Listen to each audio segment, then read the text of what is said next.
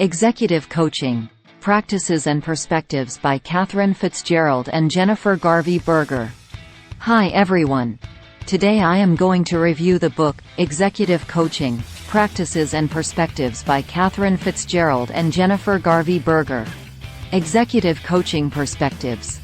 When executive coaches begin to think about how to help clients work more effectively, they bear some general principles in mind, including 1.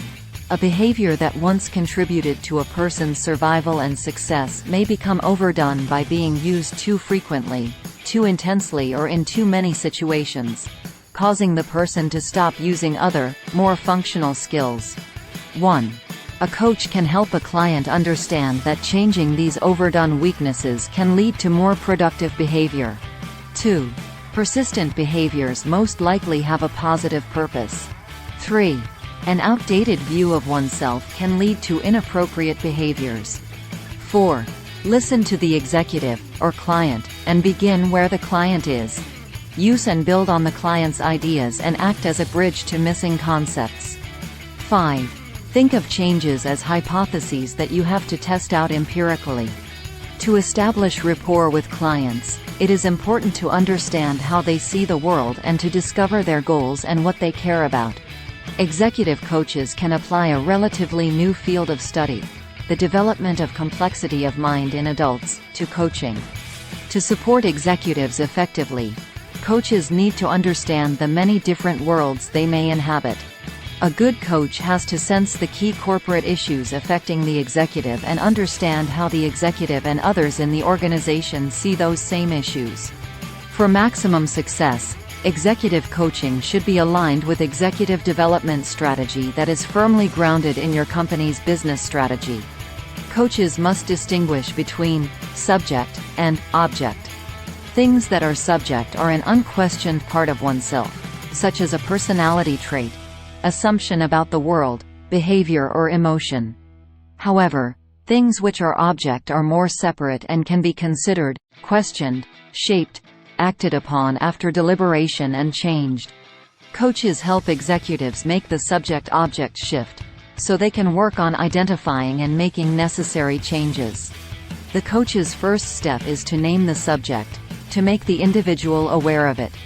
The next step is paying attention to how that construct affects everyday life, and to seek evidence that tests whether this particular idea or belief works effectively, or not, so it can be changed if need be.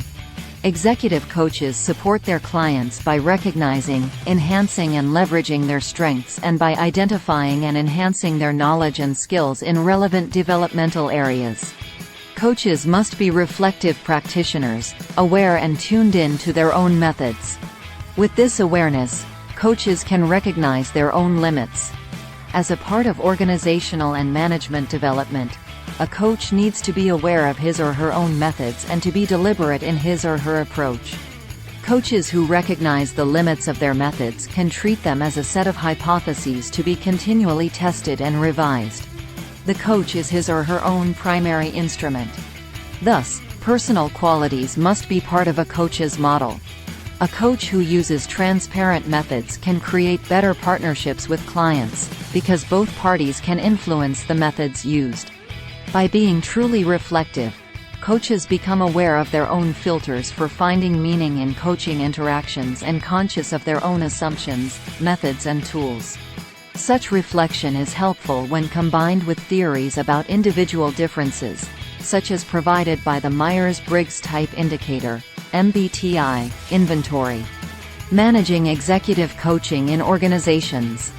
To set up executive coaching in your organization, either create a planned program to meet the needs of multiple executives, or use an ad hoc approach, where an executive can request a coach or advises you of an existing coaching contract. In either case, follow these steps. 1. Link executive coaching to your business strategy and organizational needs. 2. Identify potential coaches, either from consulting firms or individual practices. 3.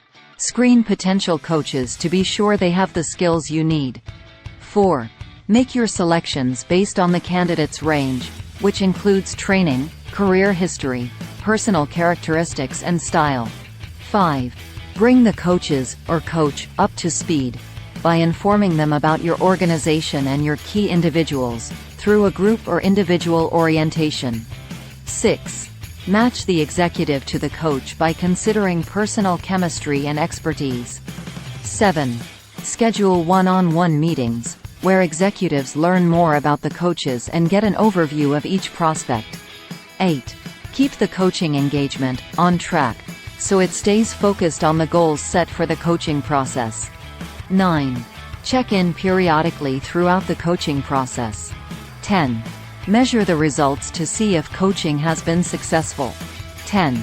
Ascertain, for example, if the executive's manager has seen any improvement on issues of concern. Because most executives are in midlife, late 30s and beyond, executive coaches may find that an understanding of midlife processes enhances their effectiveness. Another consideration in setting up coaching is whether to choose a coach from inside or outside of your organization.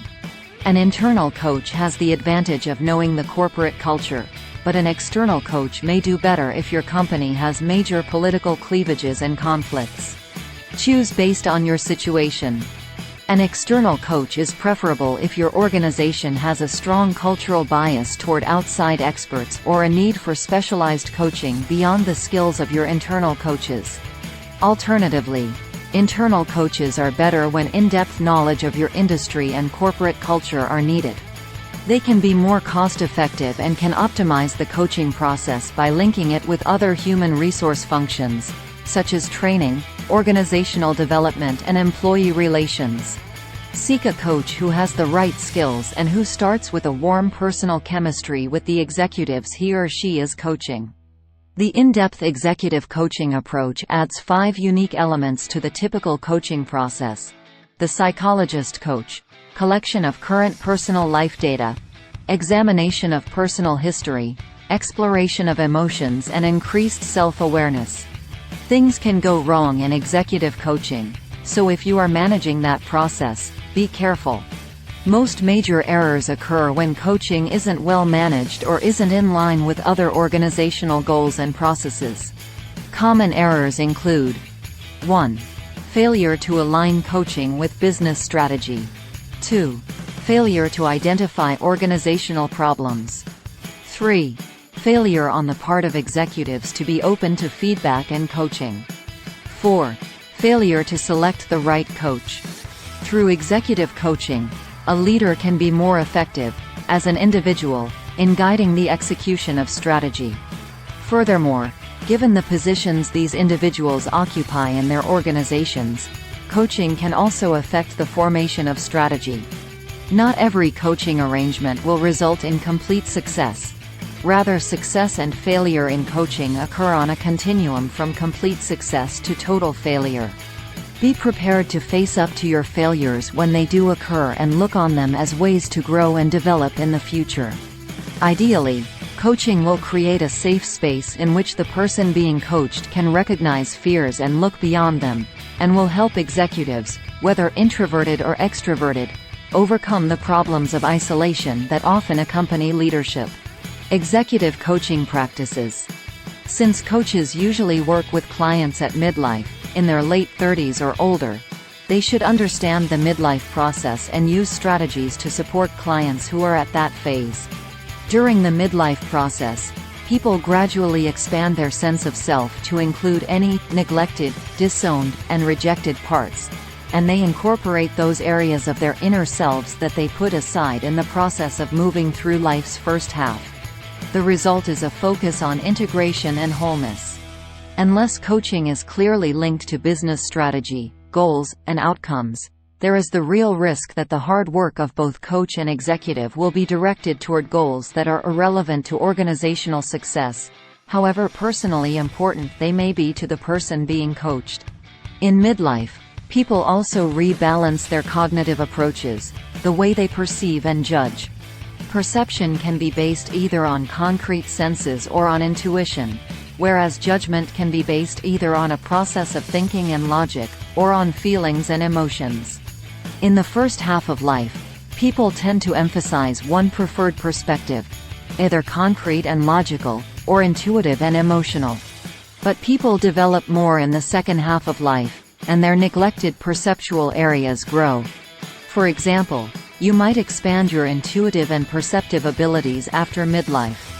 Our job is to release potential, helping others make the best use of their knowledge, wisdom, and experience. An executive coach might take this shift into consideration by helping executives maintain high performance at midlife and paying more attention to their energy, focus, and drive.